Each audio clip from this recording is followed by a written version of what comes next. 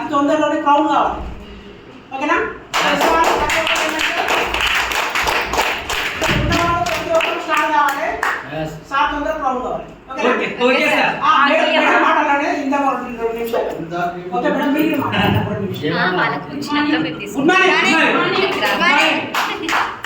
ఈరోజు నాకు నిజంగా పొద్దున్న చెప్పినా కదా, అంతకంటే ఇప్పుడు ఇంకా ఎక్కువ మాట్లాడితే ఏమొస్తలేవు. కాకపోతే నేను నిజంగా మేము కార్ తీసుకుంది అప్పుడు కూడా మాకు ఇంత అది కాలేదు. కానీ ఈరోజు కార్ రాకముందే మాకు ఎందుకంటే చెప్పలేకపోతున్నాయి బాధ.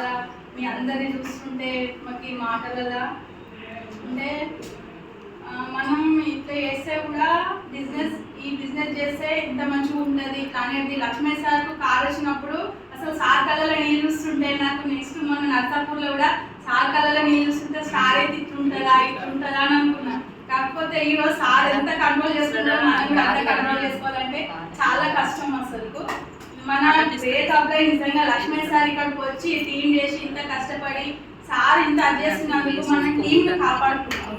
సార్ చెప్పింది ప్రతి ఒక్కటి సార్ ఏం చెప్తారు అది దూకమంటే మనం దూకుదాం, మనకి ఏం కాదు, అది కరెక్ట్. మనం సార్ ఏం చెప్తే మనం అది చేద్దాం, అది చేసుకుంటూ పోతే మనం సక్సెస్ అవుతాం అంతే, అది ఏం లేదు.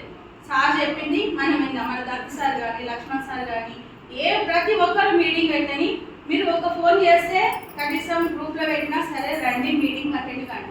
ఎందుకంటే మనం తినకుండానే ఉండగలుగుతాం కానీ ఈ సంతోషాన్ని ఈరోజు నాకు తిన్నట్టుంది. నాకు పొద్దున కూడా ఆకలి కాలేదు, బాధ తెచ్చింది. మా ఆయన కూడా పాపం చాలాసేపు అసలు మీటింగ్ కంటే ఎప్పుడు హుషారుగా అయ్యి అందరికీ ఫోన్ చేస్తుండే. ఈరోజు ఒక ½ an hour దాకా తన లోపల బాధ ఏందో నాకు కూడా తెలియదు. కాకపోతే ఆయన కొంచెం బాధపడ్డాడు. ఆ మీటింగ్ కంటే స్వప్న మేడం ఫోన్ చేసేదాకా కూడా నాకు టైం అయిందని అప్పటిదాకా నాకు తెలియలేదు. కానీ ఇట్లా కానీ ఎన్ని రోజులు 16 సంవత్సరాలు చేసిండు, నేను ఎన్నో దగ్గర చేసిన, నాకు కూడా ఎప్పుడు ఇట్లాంటి సన్మానాలు అవి కాలేవు. ఈయన 8% అయ్యి వచ్చి కళ్ళల్లో నీళ్ళు తెచ్చుకొని ఏడుస్తుంటే ఆ రోజు కూడా ఇట్లనే ఆపుకోలేడేమో, అందుకే ఏడ్చినేమో అని ఇప్పుడు అనిపిస్తున్నాడు.